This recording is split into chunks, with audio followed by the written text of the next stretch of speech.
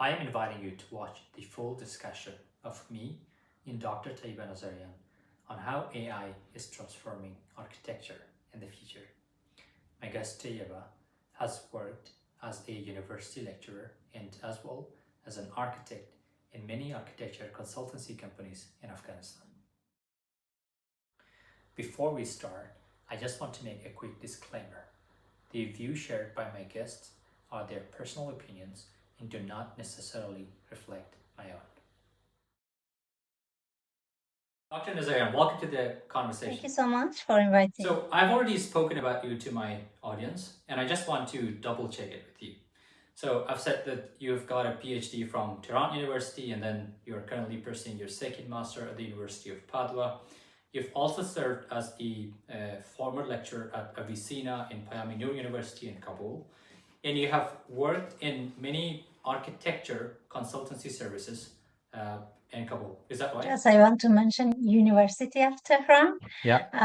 Instead of Tehran University, and also I taught at South Dakota State University in the US. It's not very common for an Afghan girl to choose fields or disciplines like engineering or let's say computer science or mathematics. So I just want to ask you a question that what did really inspire you to choose architecture? It's interesting story because at first when I was teenager, just I think about creating something, and I'm interested in computer engineering, especially the hardware and software to create or build some robots. And when I was at high school, I heard about the architecture program, and also I saw a movie about the architecture student, and then it was an inspiration for me to choose architecture, search more about this field, and then I understood, this is something that I really want, because in architecture, the creation and also innovation, and you have to have creating and creative, and also creative thinking and innovative thinking, and create something. So this is my inspiration to select this field for my education. All right. So I think this journey, it can't be easy for an Afghan. I think you did your studies in Iran, right?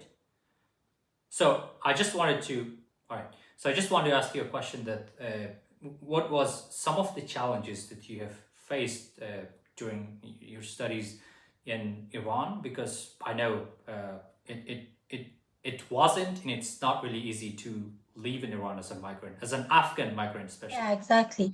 When I was just 5 years old, I had to immigrate to Iran with my family because of some of the treatment that my parents faced with it.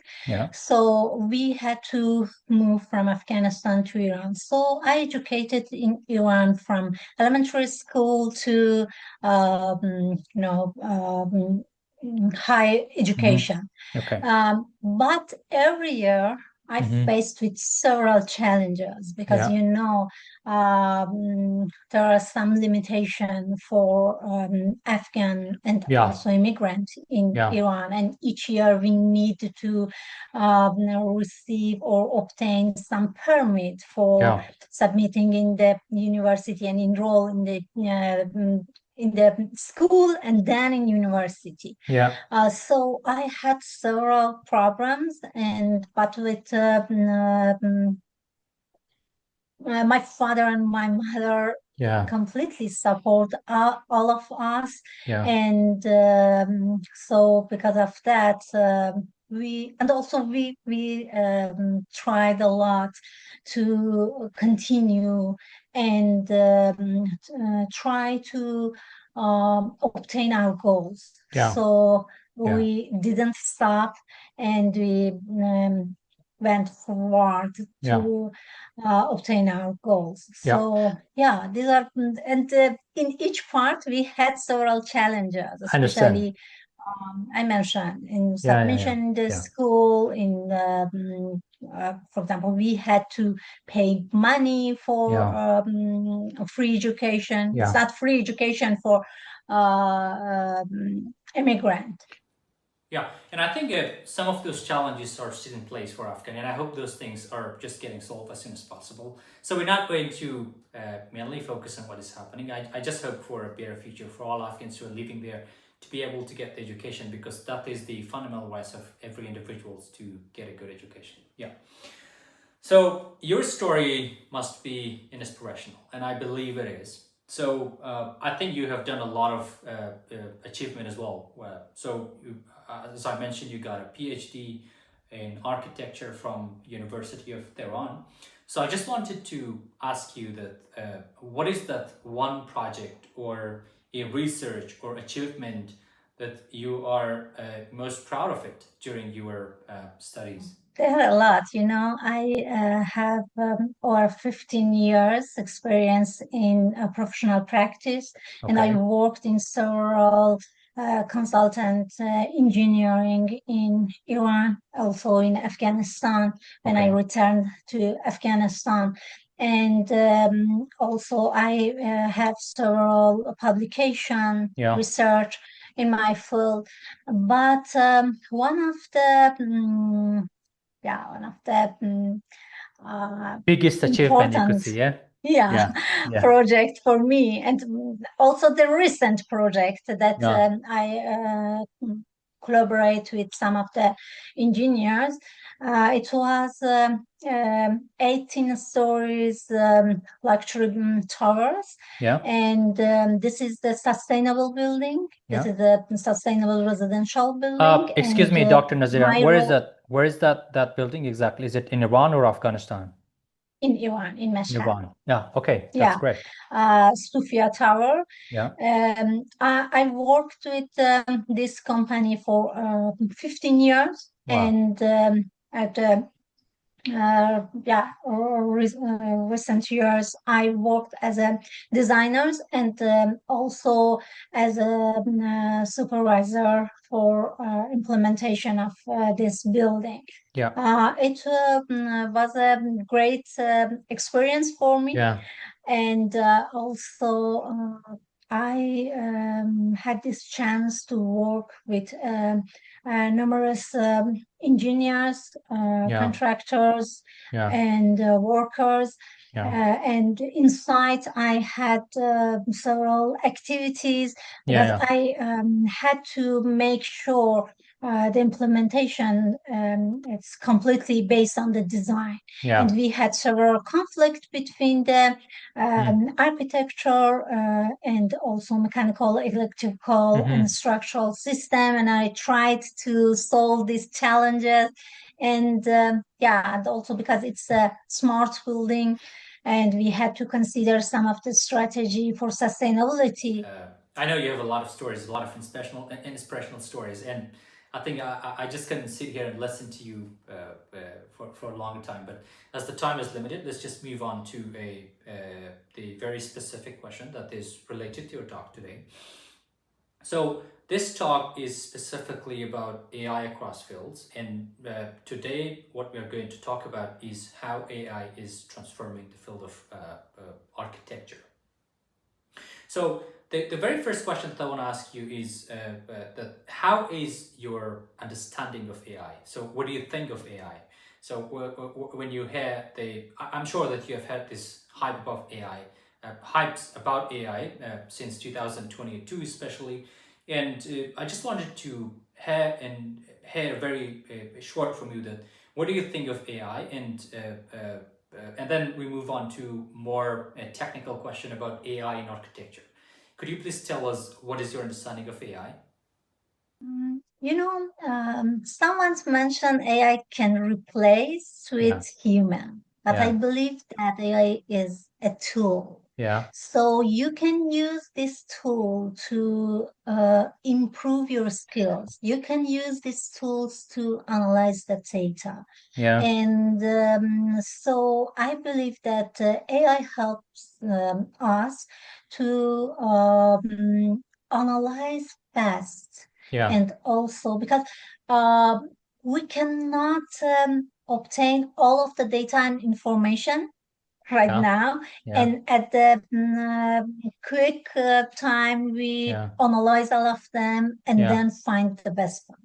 Yeah. And AI helps us to this. Yeah. For example, if you want to research about something, just you can write something in the Google, and then at the beginning, you can find the summarize of all of the information about this question. Yeah. So it helps you to save your time So to find the specific and brief explanation or anything based on your field. yeah. And in architecture also, we can use it to analyze and also for models. So you have to oversee that.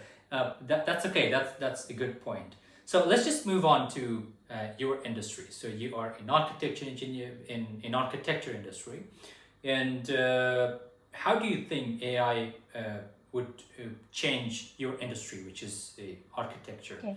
When I start working and studied in architecture, we do a lot of things by hand drawing. Yeah. So we need to take a lot of times to draw the and plan elevation section or anything in transparent paper, and then draw it with the specific pen.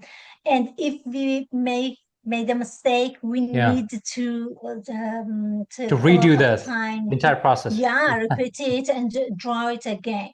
Yeah. But with some of the software, for example, with AutoCAD, it becomes easier. Easier, You know? yes. And it's also time efficient, I guess. It's very time efficient.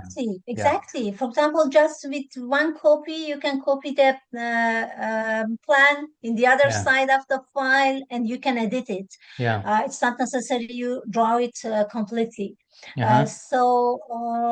And with AI right now, also we can create different variation of the drawing or anything that we think about this. Yeah. You know, for example, with AI, you can change the material, you can change the vision, you can change the, or you can mention, I need some drawing with a specific style, and you can mention which style you need.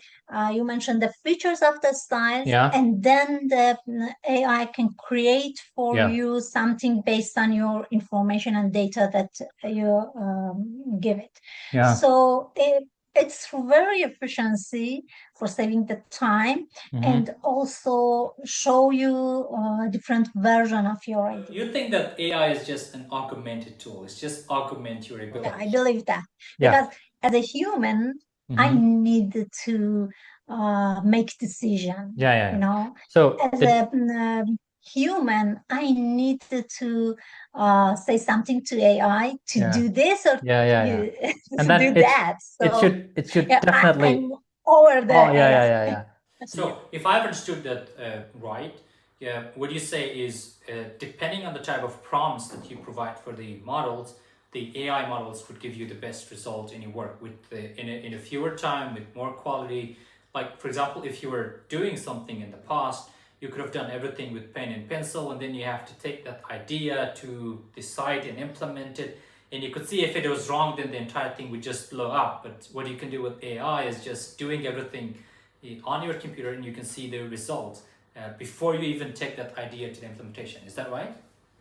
Yeah, exactly. You know, I mentioned as a designer, you have to give the idea to AI. You have to mention what you want exactly, and you have to write to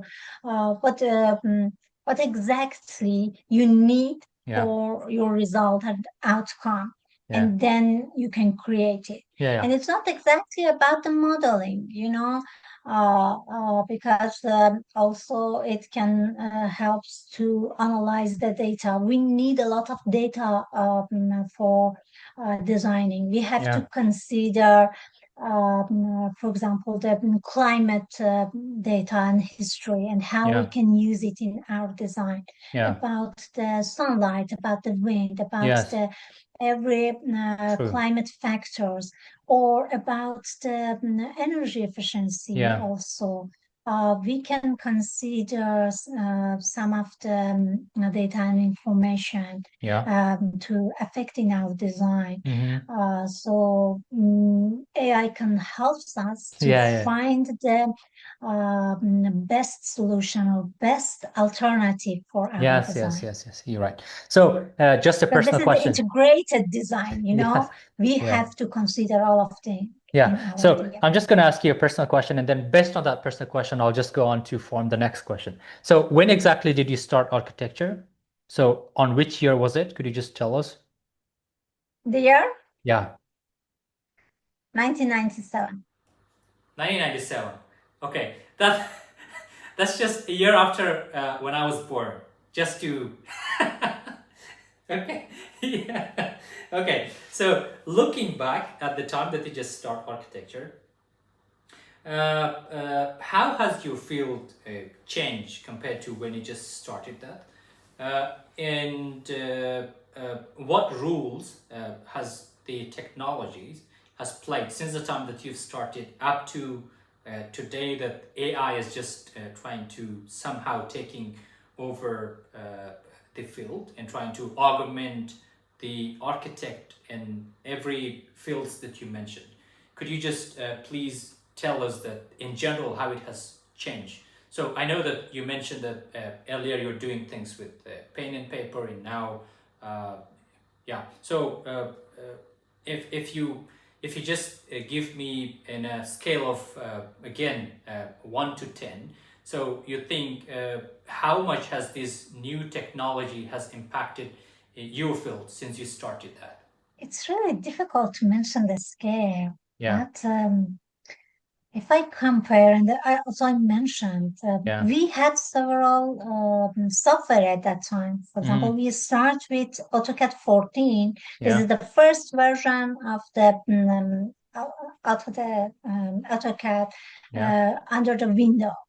So, and right now, we have several software that just you need to put some content, or it's everything is it has changed a lot. changed a lot. Maybe we can compare the first type of the first type of the mobile.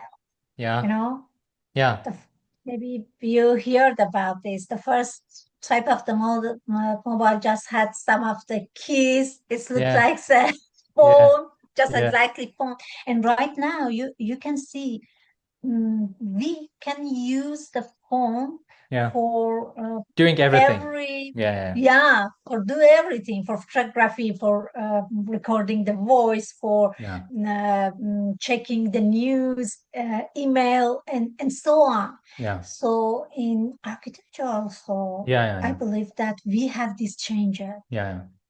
So I'm not sure about it's okay. It's fine. So I know more than 5. So you know that this is a newly established talks that I've just started, and my mission in this talks is just to network, is to collaborate, and to grow together in the AI era. So what do you think about this sort of initiatives, and why do you think such initiatives matter? So of course it is somehow a question that will somehow do a credibility for me, but still I'm just going to ask you as someone who has been in the industry and also in academia, and I think we really lack a talk like this in Afghanistan, that they're not really people across discipline that they are trying to study the impact of, for example, a technology, a recent technology, AI, on the different fields or disciplines. So could you just share your thoughts with us about this initiative that I've just started? At first, thank you so much for start this program and this talk. I believe that it can be inspiration for all of the people. Because when I was in Iran and in Afghanistan, I understood most of the people try to work individually. But right now in North America, and I understand, collaboration is important. It's really important. You know, it's more important than the technical skill. Yeah, exactly. This is more important than individual skill. This is the soft skill. Yes. You know, these are the soft skills. And if you want to hire in some company, in some firm, in university, everywhere, for them, it's very important you have the team working, collaboration, networking, and so on. Leadership, you know. So the soft skill is very important. I believe that we have to increase these skills. Yeah, exactly. So, Dr. Nazarian, thank you very much for your talks. I know you have a lot of inspirational stories, but you know that our time is limited. So, as an Afghan goal that you have made to a PhD level, I know it wasn't easy and it's not easy as well. So I'm just going to ask you the final question, and that is, what is your messages for people who are listening us in Afghanistan, or the Afghans who are listening us abroad Afghanistan? What is that final message that you have for them? My message is that at first it's very important you determine your capacity, your interest, and also your goals. And based on this, you can find the different resources to improve your skills. You can improve your capacity, and then continue your way. So with connection with someone that they are in your field in all over the world, you can find the best resource, the best guide for your future career or for future education. And it's very easy right now because with different app or any social media, you can find them. For example, with LinkedIn especially, or with the other professional websites or other social media, you can find them. You can find different resources, different free resources for improve your knowledge. Different courses, or some of the institutions have the free courses. So they are online, and you can improve your capacity. And based on this capacity and this knowledge, you can find the best place for yourself in education, in career, in firm. And I think it's very important. Improve your technical skills as well as the soft skills. And also try to be updated. Be updated based on the right now, for example, the AI or other software or other knowledge. It's not exactly about the software or application. You can also find different researchers and their results and improve your skills. So I think also my audience, they remember that I talked about a program called Afghan Thrive, that through that they could they could use the opportunity to access world-class education from Coursera. But at the same time, I'm sure you have heard about the unfortunate news that we have in Afghanistan that was about the ban of internet by the Taliban. Yeah, unfortunately. And while we cannot really do anything significant for that, but we just hope that those restrictions just get resolved as soon as possible, because I think there is no replacement to the internet. And if they cut the internet in Afghanistan, that simply means that they are cutting Afghanistan from the rest of the world. And I think that problem, I'm really hoping that that problem is getting resolved as soon as possible. Yeah, I hope too. And yeah, I don't know exactly what I can say in this situation, because I know about a lot of limitation and restrictions specifically for girls' education. Afghan, women and girls, and but I hope it's just for a short time. Yeah. We need to think about the long-term goals and the long-term programming and planning for our lives. Yeah. So we have to find another, if it, it doesn't solve, we have to find another solution for this problem.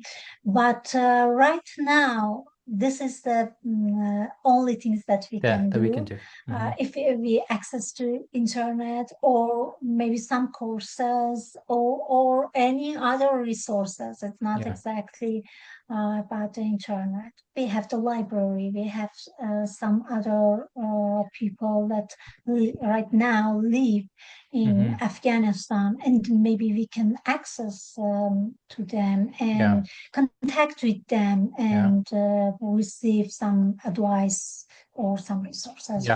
So as I mentioned earlier as well, we really cannot do anything. We just hope that things get better in the future.